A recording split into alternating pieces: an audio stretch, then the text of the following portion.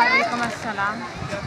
आज मुझे जिस मौजू पर नक्शेकशाही करने का मौका मिला है उसका उन्वान है ज़र्रा है आफ्ताब को हिराम किए हुए। दरअसल मैं पाकिस्तान, वो पाकिस्तान कि जो अपनी तकमील से पहले पैरों में गुलामी की जंजीरें, हाथों में मजलूमियत की हथकड़ियां, गर्दन में रस्ते जुल्म व ज़्यादती, जबरियत तशद्दुद पहने हिंदुस्तान की गलियों में पड़ा था। ये बात 19वीं दहाई की कि अभी पाकिस्तान तोड़ने मजबूर में आया न था, मुसलमानों को आजादी मिली न थी कि हर जानिब जुल्म और जबर और ज़्यादती का समा, तो कहीं बच्चे उठाए हुए जनाजे, वहाँ एक मुसलमान है उसे मार दो, ये रवाज आम था, डर डर के जीना यही तो निजाम था।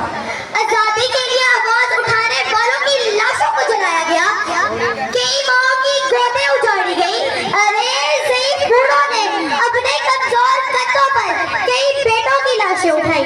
सजाली बुकार कि अब ऐसे में तारीख तकती थी, राह ऐसे शख्स की जो हमको इंसाफ दिलाएगा, इन जालिम जाबिर झूठी लोगों से हमको निजात दिलाएगा।